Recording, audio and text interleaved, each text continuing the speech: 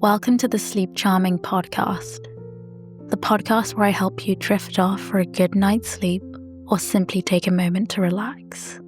If you're enjoying the podcast, please leave a review or a rating.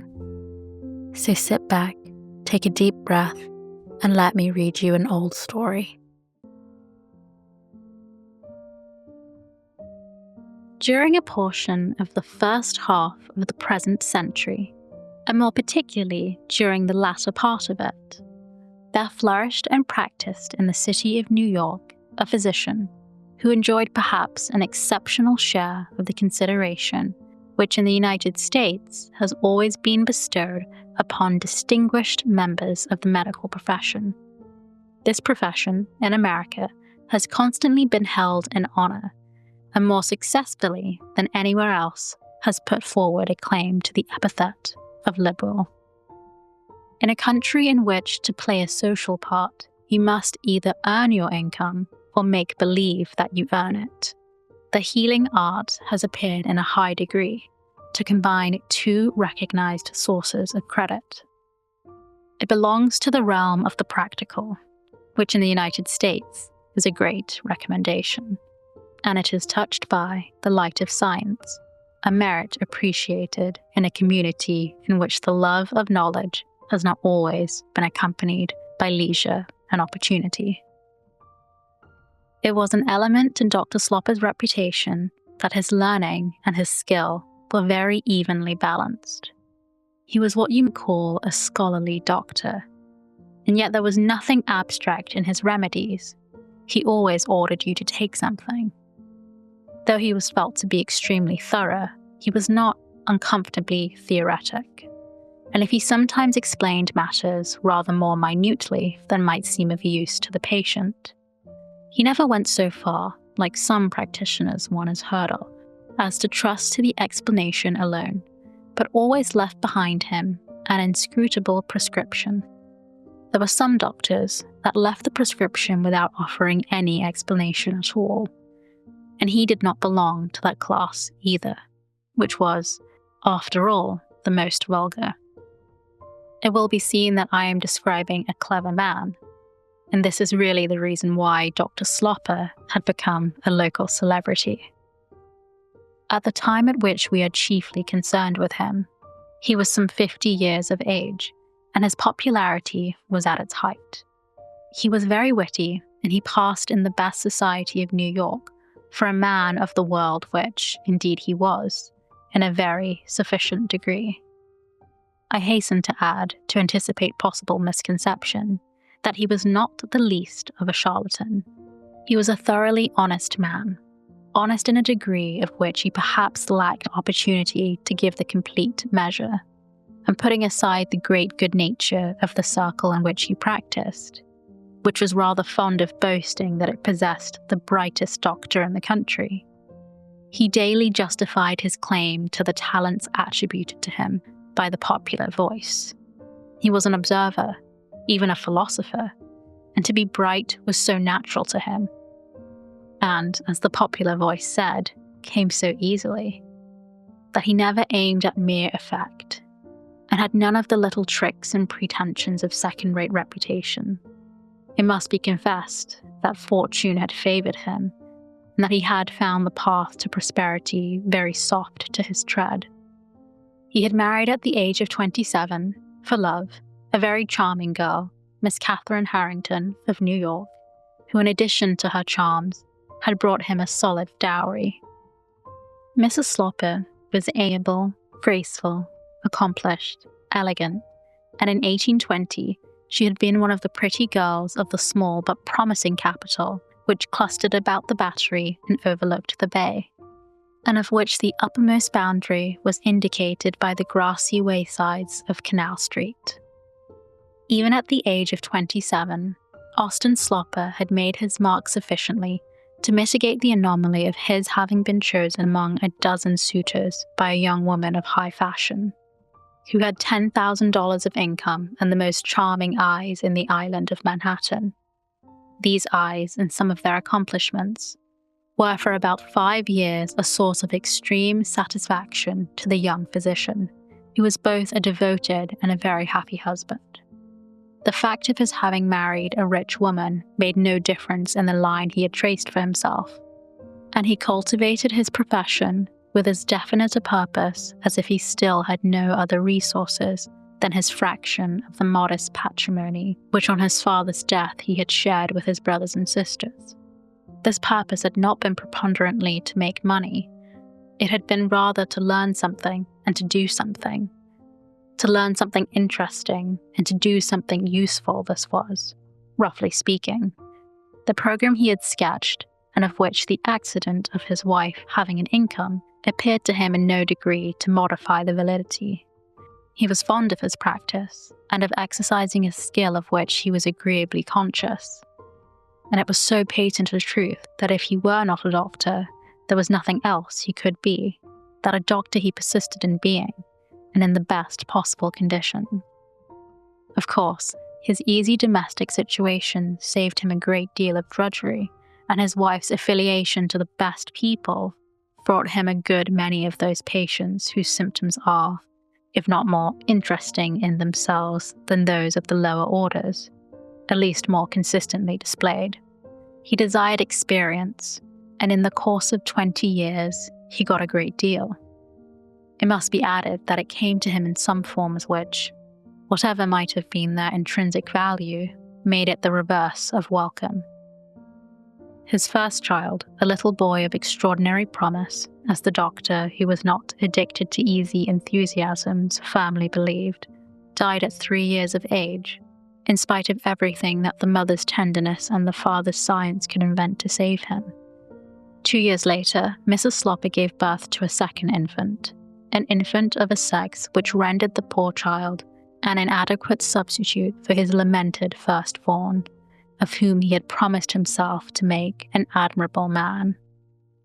The little girl was a disappointment, but this was not the worst. A week after her birth, the young mother, who, as the phrase is, had been doing well, suddenly betrayed alarming symptoms, and before another week had elapsed, Austin Slopper was a widower. For a man whose trade was to keep people alive, he had certainly done poorly in his own family, and a bright doctor who within 3 years loses his wife and his little boy should perhaps be prepared to see either his skill or his affection impugned. Our friend, however, escaped criticism, that is, he escaped all criticism but his own, which was much the most competent and most formidable. He walked under the weight of this very private censure for the rest of his days, and bore forever the scars of a castigation to which the strongest hand he knew had treated him on the night that followed his wife's death. The world, which, as I have said, appreciated him, pitied him too much to be ironical. His misfortune made him more interesting, and even helped him to be the fashion. It was observed that even medical families cannot escape the more insidious forms of disease, and that, after all, Dr. Slopper had lost other patients beside the 2 I have mentioned, which constituted an honourable precedent. His little girl remained to him, and though she was not what he desired, he proposed to himself to make the best of her. He had on hand a stock of unexpected authority, by which the child, in its early years, profited largely. She had been named, as a matter of course, after her poor mother, and even in her most diminutive babyhood, the doctor never called her anything but Catherine. She grew up a very robust and healthy child, and her father, as he looked at her, often said to himself that such as she was, he at least need have no fear of losing her. I say such as she was because, to tell the truth, but this is a truth of which I will defer the telling. When the child was about 10 years old, he invited his sister, Mrs. Pennyman, to come and stay with him. The Miss Sloppers had been but 2 in number, and both of them had married early in life. The younger, Mrs. Almond by name, was the wife of a prosperous merchant, and the mother of a blooming family. She bloomed herself, indeed, and was a comely and comfortable reasonable woman, and a favourite with her clever brother. who in the matter of women, even when they were nearly related to him, was a man of distinct preferences. He preferred Mrs. Almond to his sister Lavina, who had married a poor clergyman, of a sickly constitution and a flowery style of eloquence, and then, at the age of 33, had been left a widow, without children, without fortune, with nothing but the memory of Mr. Penniman's flowers of speech, a certain vague aroma of which hovered about her own conversation. Nevertheless, he had offered her a home under his own roof, which Lavina accepted with the alacrity of a woman who had spent the 10 years of her married life in the town of Poughkeepsie. The doctor had not proposed to Mrs. Penniman to come and live with him indefinitely. He had suggested that she should make an asylum of his house while she looked about for unfurnished lodgings. It is uncertain whether Mrs. Penniman ever instituted a search for unfurnished lodgings, but it is beyond dispute that she never found them. She settled herself with her brother and never went away, and when Catherine was 20 years old, her Aunt Lavina was still one of the most striking features of her immediate entourage. Mrs. Penniman's own account of the matter was that she had remained to take charge of her niece's education. She had given this account, at least, to everyone but the doctor, who never asked for explanations which he could entertain himself any day with inventing. Mrs. Penniman, moreover, though she had a good deal of a certain sort of artificial assurance, shrank for indefinable reasons from presenting herself to her brother as a fountain of instruction. She had not a high sense of humour, but she had enough to prevent her from making this mistake, and her brother, on his side, had enough to excuse her, in her situation, for laying him under contribution during a considerable part of a lifetime. He therefore assented tactically to the proposition which Mrs. Penniman tactically laid down, that it was of importance that the poor motherless girl should have a brilliant woman near her. His assent could only be tacit, for he had never been dazzled by his sister's intellectual lustre. Save when he fell in love with Catherine Harrington, he had never been dazzled, indeed, by any feminine characteristics whatever, and though he was to a certain extent what is called a lady's doctor, his private opinion of the more complicated sexes was not exalted.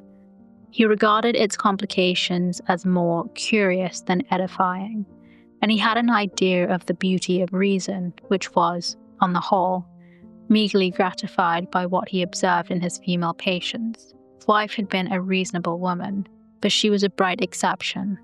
Among several things that he was sure of, this was perhaps the principal. Such a conviction, of course, did little either to mitigate or to abbreviate his widowhood, and it set a limit to his recognition, at the best, of Catherine's possibilities and of Mrs. Penniman's ministrations.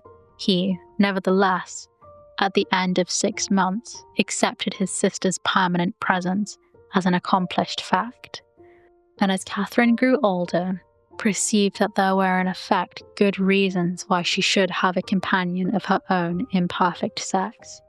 He was extremely polite to Lavina, scrupulously, formally polite, and she had never seen him in anger but once in her life, when he lost his temper in a theological discussion with her late husband. With her he never discussed theology, nor indeed discussed anything.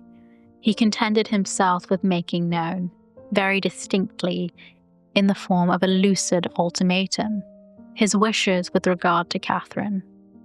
Once, when the girl was about 12 years old, he had said to her, "Try and make a clever woman of her, Lavina. I should like her to be a clever woman." Mrs. Penniman at this looked thoughtful a moment. "My dear Austen," she then inquired, "do you think it is better to be clever than to be good?" "Good for what?" asked the doctor. "You're good for nothing unless you are clever." From this assertion, Mrs. Penniman saw no reason to dissent.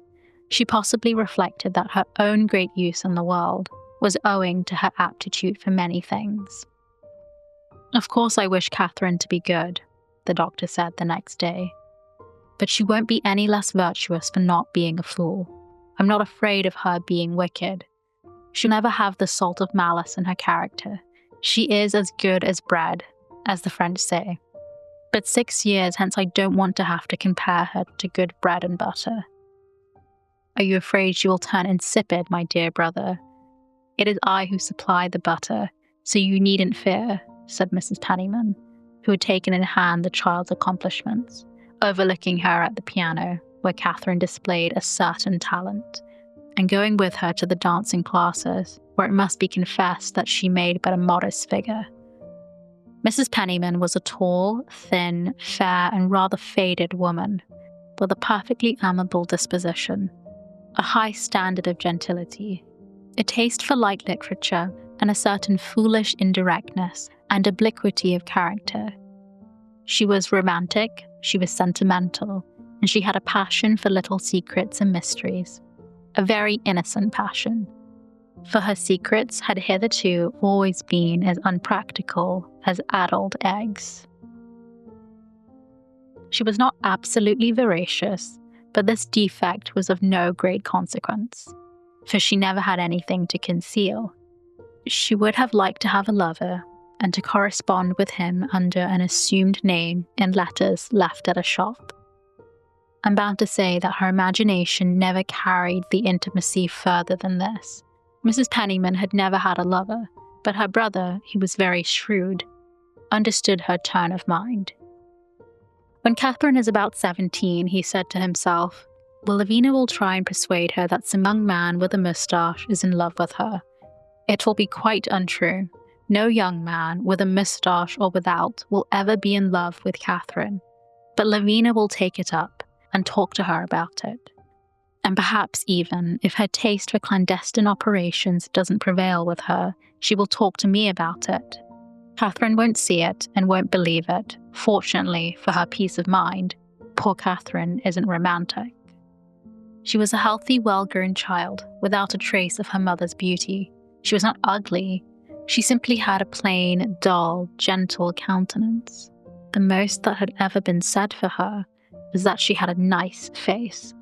And though she was an heiress, no one had ever thought of regarding her as a belle.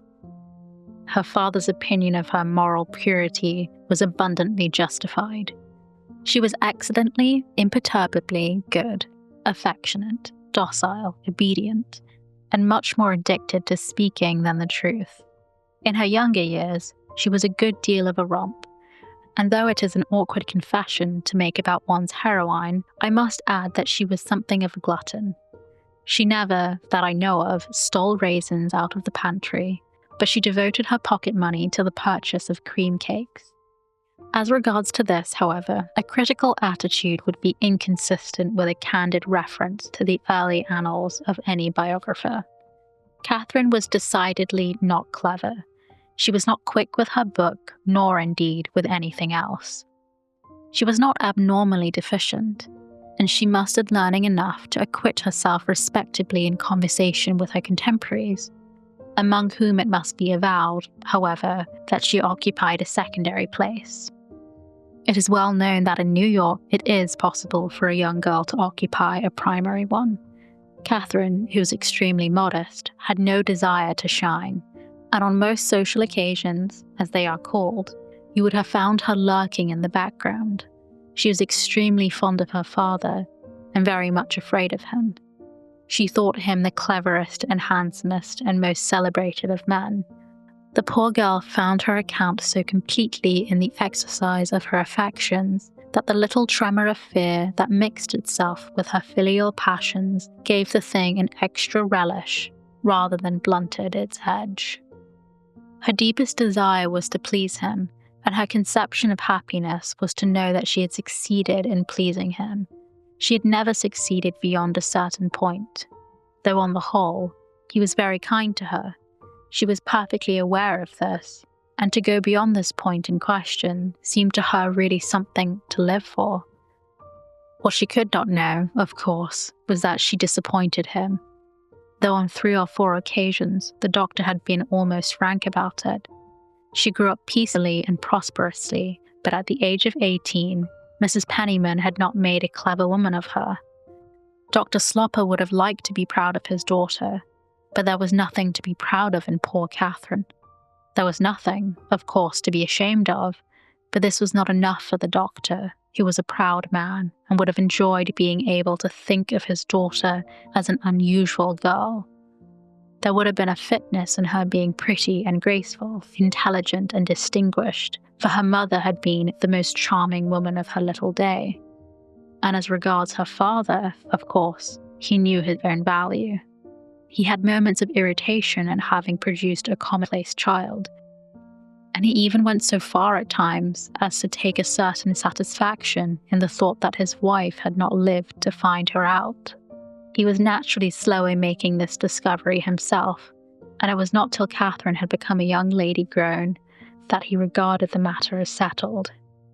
He gave her the benefit of a great many doubts. He was in no haste to conclude. Mrs. Penniman frequently assured him that his daughter had a delightful nature, but he knew how to interpret this assurance.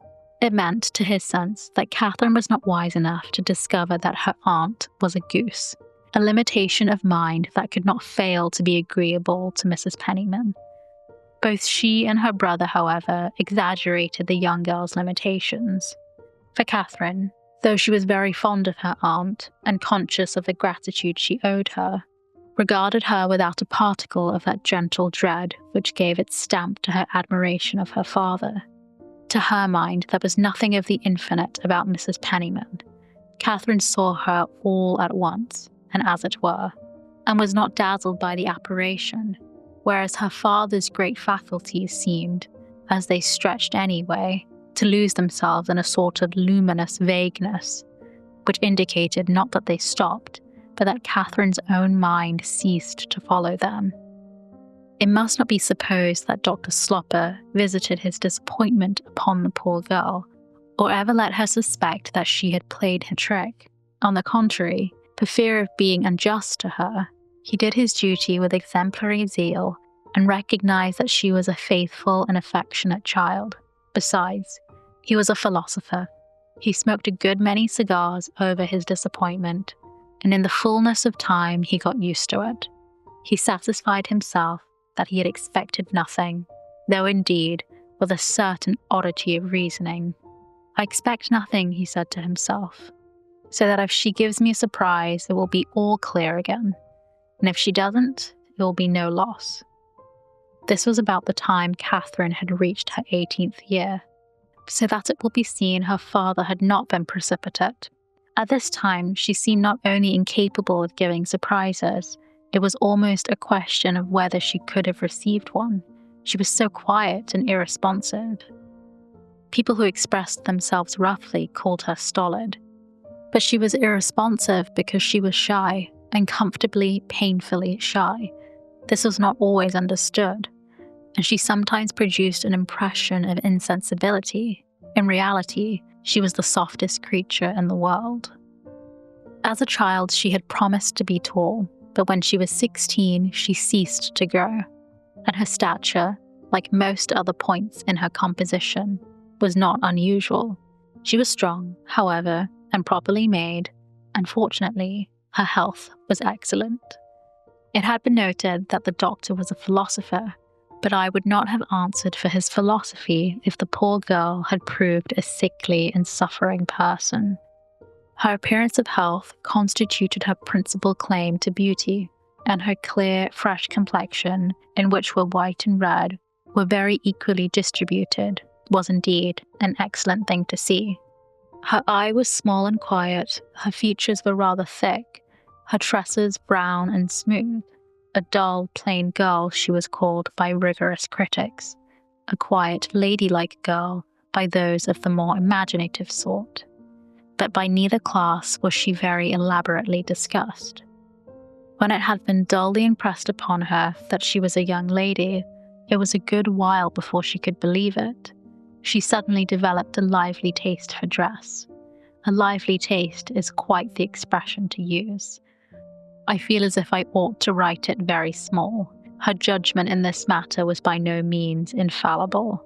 It was liable to confusions and embarrassments. her great indulgence of it was really the desire of a rather inarticulate nature to manifest itself. She sought to be eloquent in her garments, and to make up for her diffidence of speech by a fine frankness of costume. But if she expressed herself in her clothes, it is certain that people were not to blame for not thinking her a witty person. It must be added that though she had the expectation of a fortune, Dr. Sloper for a long time had been making $20,000 a year by his profession, and laying aside the half of it, the amount of money at her disposal was not greater than the allowance made to many poorer girls. In those days in New York, there were still a few altar fires flickering in the temple of Republican simplicity, and Dr. Sloper would have been glad to see his daughter present herself with a classic grace as a priestess of this mild faith. It made him fairly grimace in private to think that a child of his should be both ugly and overdressed. For himself, he was fond of the good things in life, and he made a considerable use of them. But he had a dread of vulgarity, and even a theory that it was increasing in the society that surrounded him. Moreover, the standard of luxury in the United States 30 years ago was carried by no means so high as at present, and Catherine's clever father took the old-fashioned view of the education of young persons. He had no particular theory on the subject. It had scarcely as yet become a necessity of self-defense to have a collection of theories. It simply appeared to him proper and reasonable that a well-bred young woman should not carry half her fortune on her back. Catherine's back was a broad one, and would have carried a good deal. But to the weight of the paternal displeasure, she never ventured to expose it. And our heroine was 20 years old before she treated herself, for evening wear, to a red satin gown trimmed with gold fringe.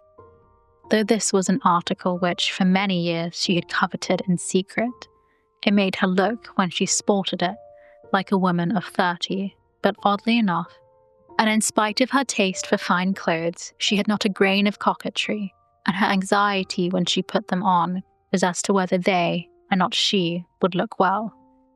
It is a point on which history has not been explicit, but the assumption is warrantable. It was in the royal raiment just mentioned that she presented herself at the little entertainment given by her aunt, Mrs. Almond. The girl was, at this time, in her 21st year, and Mrs. Almond's party was the beginning of something very important.